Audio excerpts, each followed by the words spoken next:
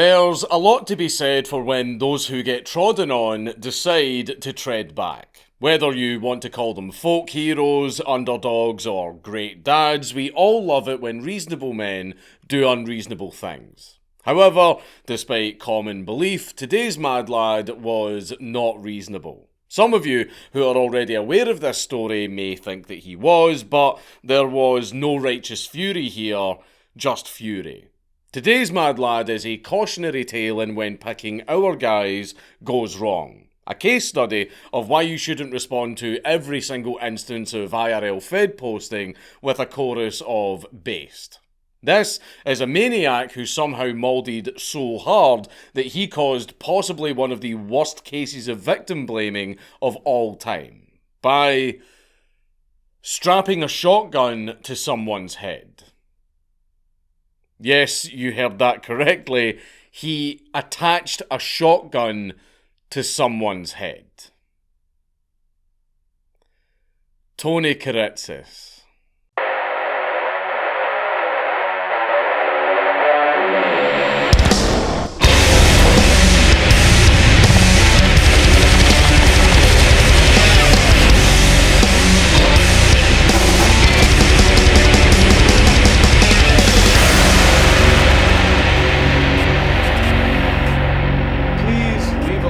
And a comment on this video because it really helps me in the algorithm.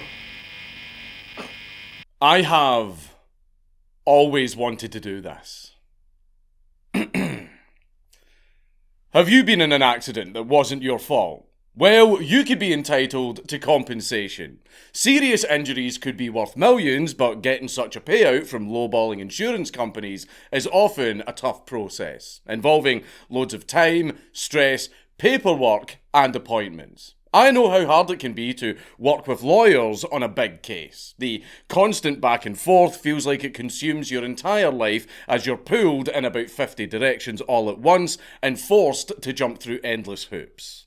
Well, Morgan & Morgan. So nice, they named it twice. Make the whole process much easier by allowing you to submit a claim and keep in touch with your legal team from your smartphone. And Morgan & Morgan can provide quite a team because as America's largest injury law firm, they have resources for days, employing over 1,000 attorneys across all 50 US states. Yes, even that one.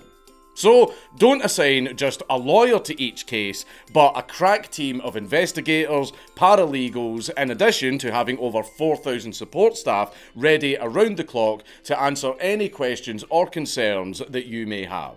And even further peace of mind comes from the fact that Morgan & Morgan's clients have absolutely nothing to lose, because unless they win, the fee is completely free. And with over $20 billion won to date, you can be sure that they will fight to get you the best result possible. And it is quick and easy to get started because all you have to do is answer a few questions and Morgan & Morgan will get back to you with a free case evaluation. So, if you have been seriously injured, you can check out Morgan & Morgan by clicking the link down in the description down below or going to forthepeople.com/Count Dankula or by scanning the QR code on the screen to start a claim. Tony Kiritsis was an ordinary man who was notable for having a little bit of a temper. Despite his anger issues having gotten him arrested a few times, Tony had no convictions to his name when our story began. But there are police dispatch records of Tony having shot at his other brother, Tom, and threatening his sister and a repairman from the gas company with an axe. In the business, we call this setting the tone. In addition to grudges, our boy also held two important claims. One to a dual ancestry of American and the other kind of Italian, and the other to 17 acres of land, which Tony hoped to develop into a shopping centre in the mid-70s. To achieve the latter, Tony had taken out a $130,000 loan with a company named Meridian Mortgage, which in today's money is something that will never fucking happen for all of you rentoids, but if it's any consolation, it wasn't exactly happening for Tony either. because he fell behind on payments. And after 2 years' worth of extensions granted by the company's heads, Richard Dick Hall, and his own father, the final bill for a large instalment came on the 1st of March 1977.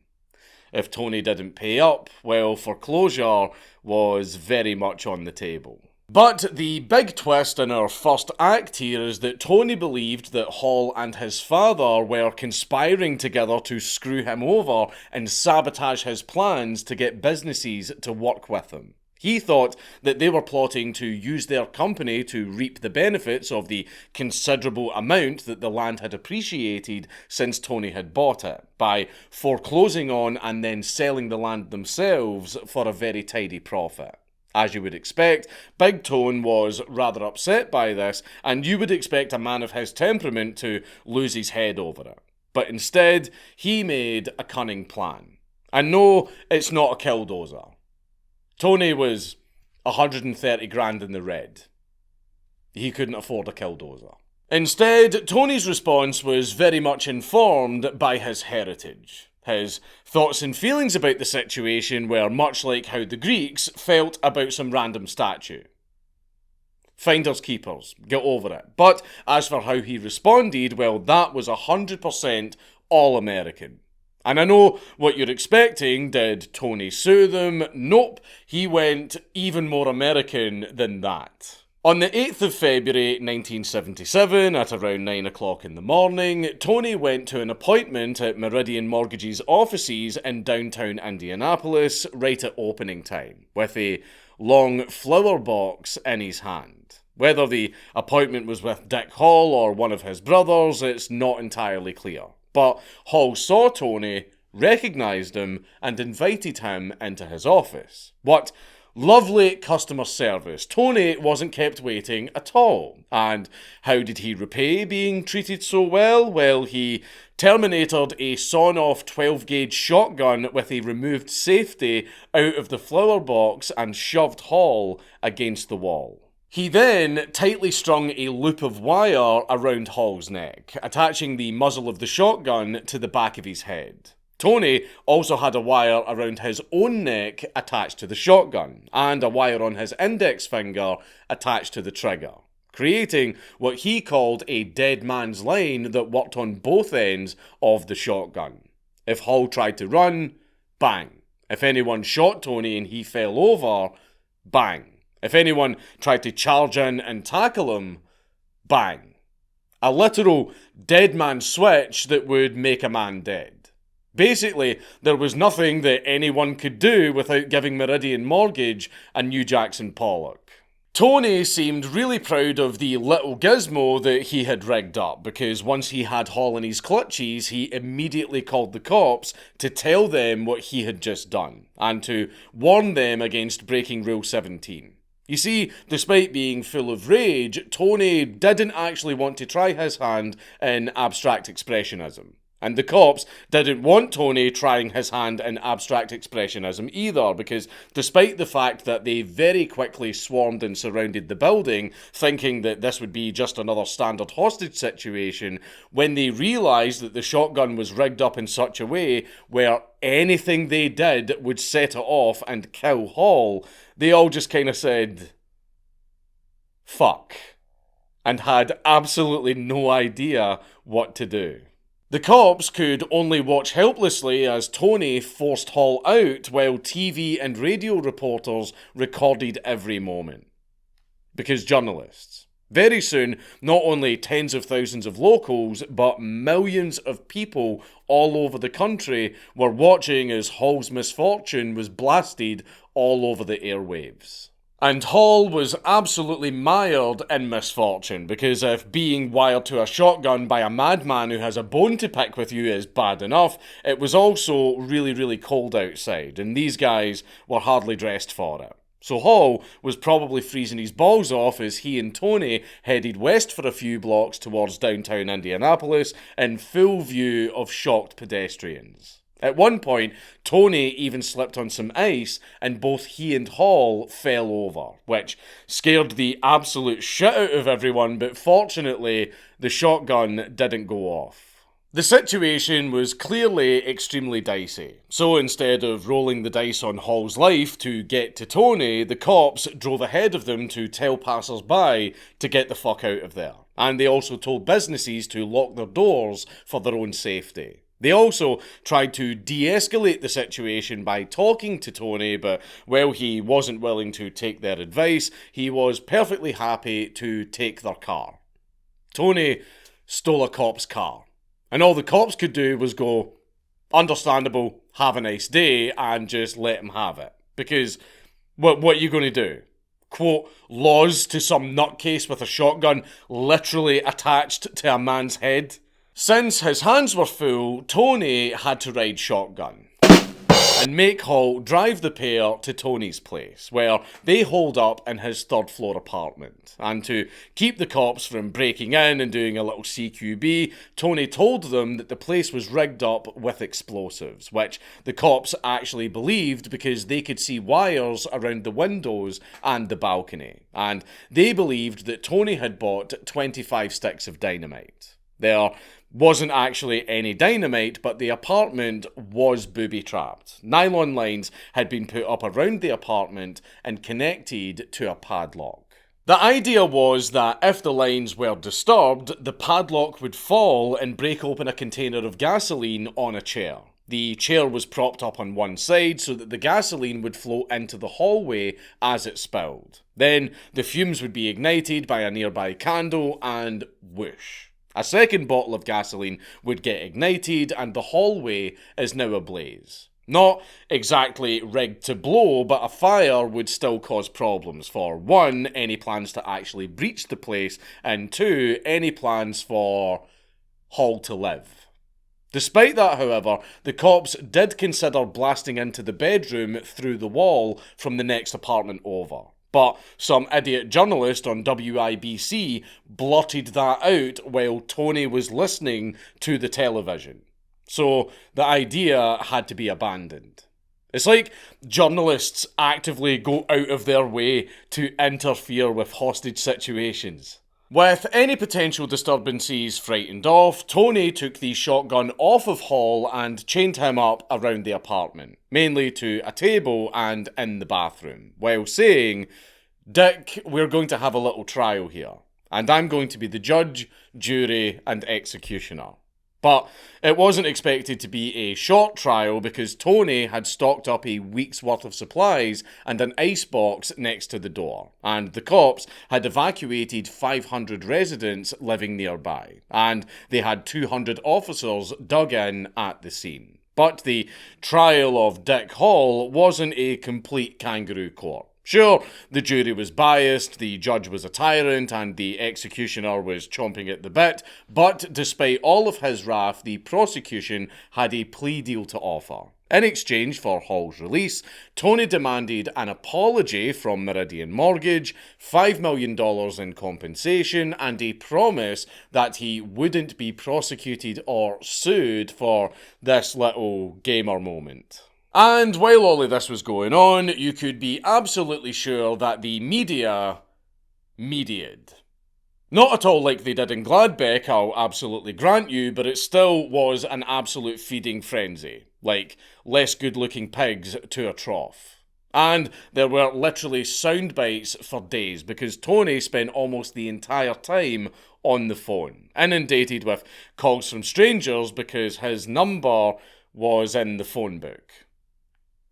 If only it were current year, because that could have gotten really, really funny really quickly. But in between such calls, Tony also had friends and family calling in, most notably his brother, Jimmy, who tried to get through to Tony. At one point, the cops actually had Jimmy talk to Tony in person through a cracked open door, and the reported response was, "I love you, I don't want to hurt anybody, but I don't want to go to jail."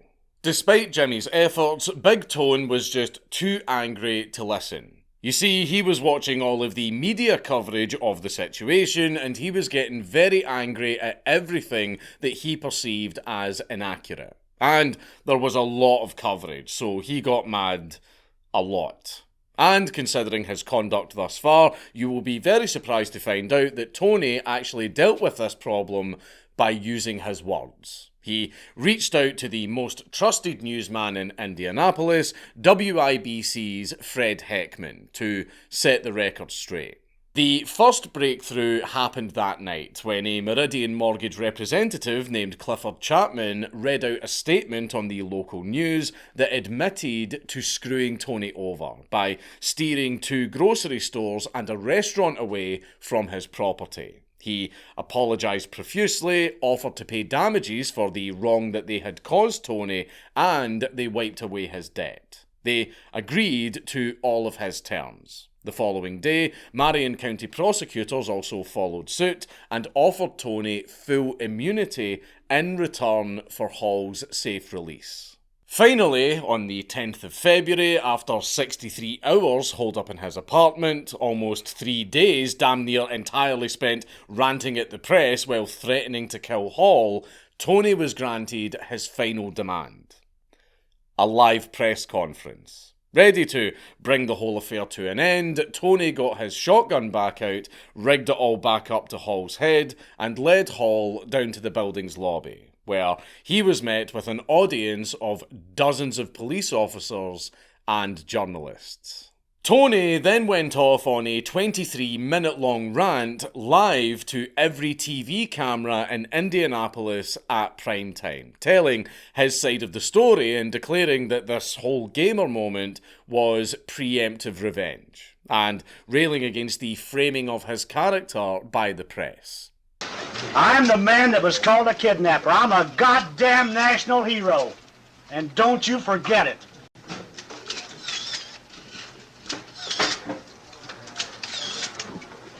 Please. Yeah, babe. That's right, ladies and gentlemen. These people took a goddamn good shot at running a goddamn good man's life. That's me. There are a lot of good men. I'm not taking credit for being the only one, but I happen to be a pretty goddamn nice fella. Yes, Tony, I'm very sure that this is what nice guys do. One might even call you a supreme gentleman. Tony also said that he wasn't crazy, but he would get his fucking revenge. Which is famously what every totally non-crazy person says. Broadcasting live video like this was a pretty new thing at the time, so the decision to air all of this wasn't exactly the easiest to make, because anything could fucking happen while they were broadcasting. Tony was very, very emotional and teary-eyed throughout his speech, which made the TV stations extremely nervous that Tony was about to have a little bit of a Joker moment on national TV live. So nervous, in fact, that some of the stations actually stopped broadcasting in a very, very rare display of integrity. It really didn't help that Tony kept tugging on the wire around Hall's neck and fiddling with the shotgun's trigger.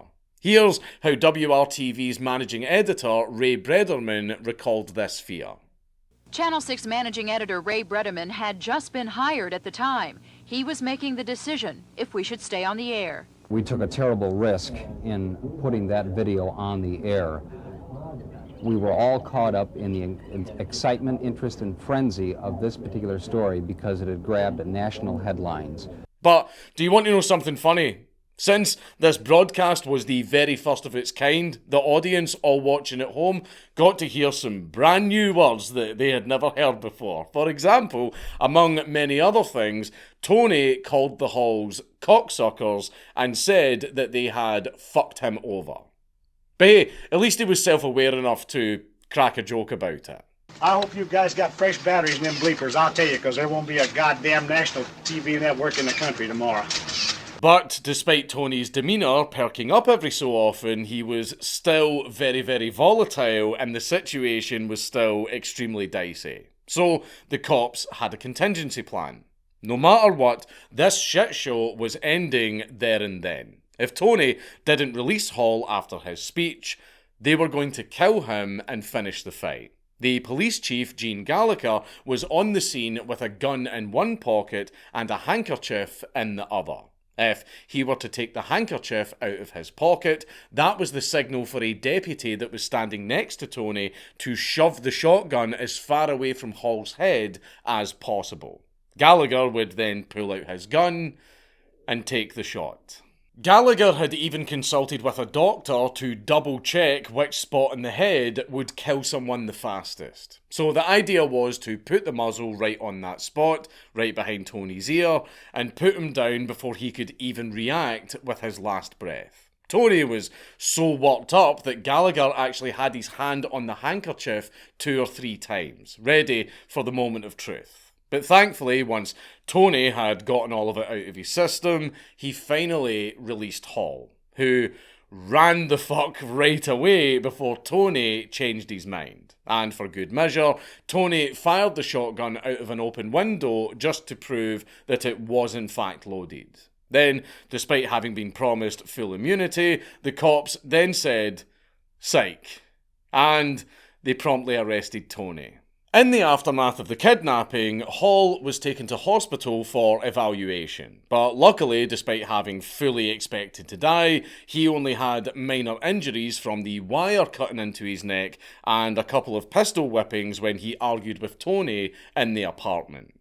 Yeah, it turns out that the two of them had talked quite a bit during the ordeal, and their conversation went in an unexpected direction, as Hall described. Other times, he was just an ordinary guy, we were kind of buddy-buddy. He told me some of his life story, he teared up sometimes about his mother. During the whole 63 hours, it was just a little of this and a little of that. When the pair argued, Hall also, and I quote, raised my fist at him a couple of times, and that really infuriated him.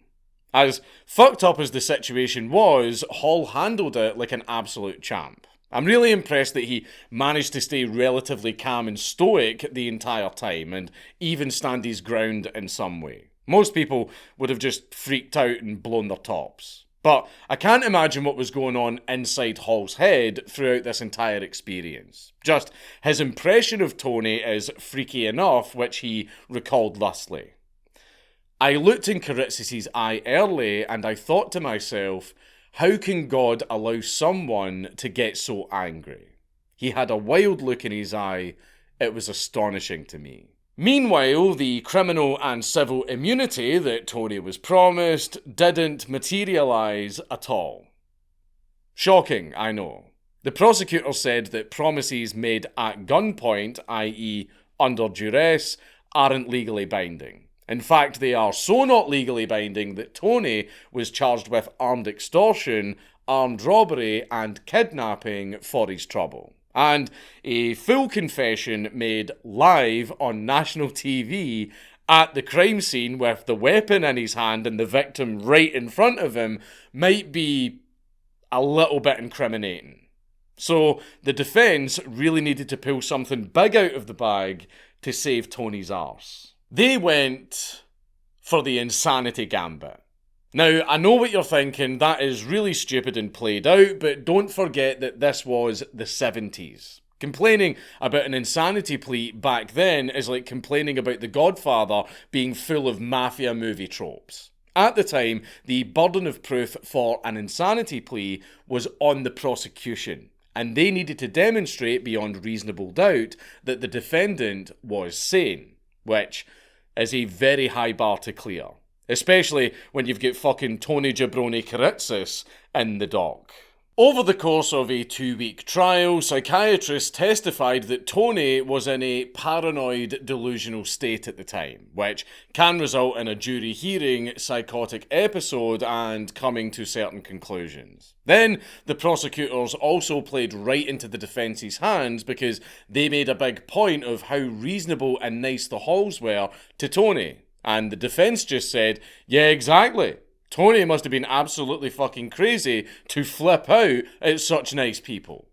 This line of defence was helped by the fact that Tony genuinely felt very, very bad about what he did. But he wholeheartedly believed that he had been screwed over and that the Halls were after him. The Halls lived rent-free in Tony's head to such an extent that he even asked a friend of his to type up hundreds of cards with alleged slights that the Halls had made against him, which got so petty and ridiculous that one of them even read, "Dick laughed at my sports coat." Further to this point, another factor that played in the defence's favour was the fact that Tony was so worked up leading up to the kidnapping that his mental issues had a physical manifestation, wherein he couldn't type, he had trouble going up the stairs, and he suffered from constipation and diarrhea. So yeah, the defence basically just took advantage of how insanity pleas worked at this time, just so that they could go, hey, look at this absolute fucking mess of a man. Try and prove that he's normal. I fucking dare you. But the defence's case wasn't solely built on roasting the absolute shit out of their own client. They also had a number of friends of Tony's who worked in law enforcement, who vouched for his character and respect for law and order. Clearly, with an air of the Tony that we know would never have done anything like this, as if his mind had just snapped, rather than his friends and family simply not knowing the man as well as they'd thought. Also, a juror actually started choking during the lunch break, and Tony's brother Jimmy saved him. That obviously shouldn't have any bearing on the case whatsoever, but you know what juries are like. They are impressionable creatures. That's why lawyers always run their mouths with absolutely outrageous shit and then retract it after the judge calls them out on it.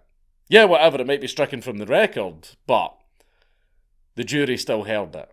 With all of that said and done, on the 21st of October 1977, Big Tone was found not guilty by reason of insanity, even though he had told the press that he wasn't crazy. But this ended up being a little bit of an own goal in terms of trying to win Tony his freedom, because 2 weeks later he was declared incompetent, committed, and then bounced around different state hospitals for years. Tony was not the most cooperative patient, to put it lightly. In December of 1977, Tony was found in contempt of court for refusing psychiatric examination, and was eventually cited for contempt a second time for his continued refusal to be examined by a shrink, which got him a ticket to Indiana State Reformatory's infirmary and a court order demanding that he be examined with or without his consent by New Year's Day in 1985. However,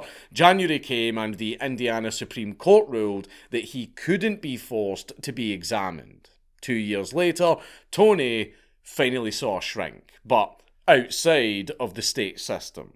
In the end, after spending 11 years in state hospitals, Tony was released back into the wild in January of 1988 after the state had failed to prove that he was mentally ill or a danger to society. He then proceeded to file 101 lawsuits against fucking everyone.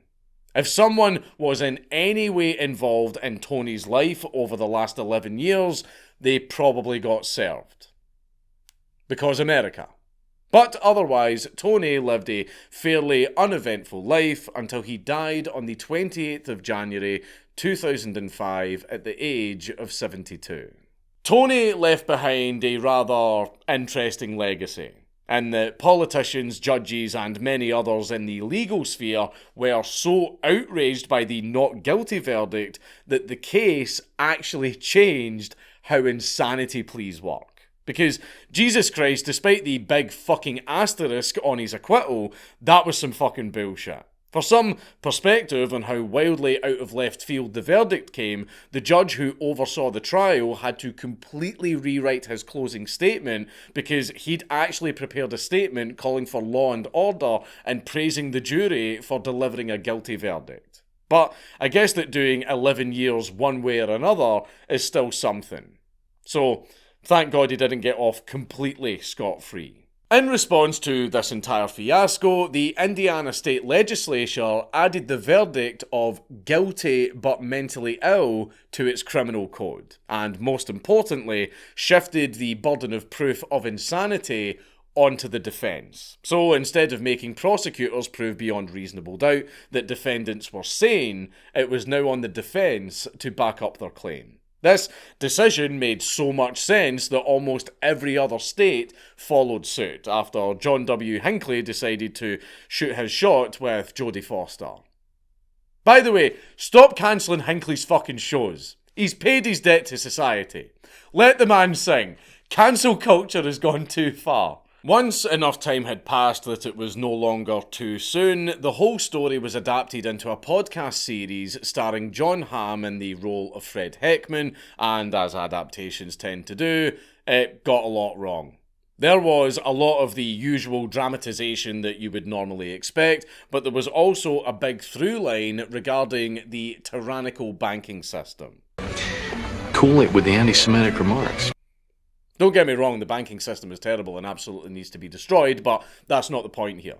Cool it with the anti-Semitic remarks. The series ends with Tony phoning Heckman to tell him that he had been freed after his not guilty verdict, and thanking him for helping everyone understand that he was right. Neither the phone call nor Tony's release actually happened. But what I think is really egregious is that all of the creative liberties at the end and the presentation throughout suggested that the creators were among the many people who believed Tony on at least some level. Possibly the most fucked up part out of all of this is that the kidnapping destroyed Dick Hall's reputation, despite the fact that he had done nothing wrong. You see, many people looking in from the outside sympathised with Tony, believing that he was a regular, relatable, hard-working guy who had been screwed over by Hall because his appeal was bolstered by the fact that, as untrue as it was, he genuinely believed it. It also really didn't help that Hall's stoic, collected demeanour was widely mistaken as cold. Furthermore, Tony seemed to have cut a very sympathetic figure on TV because many people rooted for him as the little guy sticking it to the bankers and the mortgage brokers. Imagine being so unhinged that you make the bankers and the mortgage brokers look like the good guys. In fact, people thought that Hall was such a dick that they were even taking it out on his young children. As Hall recalled, "My 7-year-old daughter came home from school and told me my friend's mother said that Kiritsis should have blown your head off." That's a little bit fucked.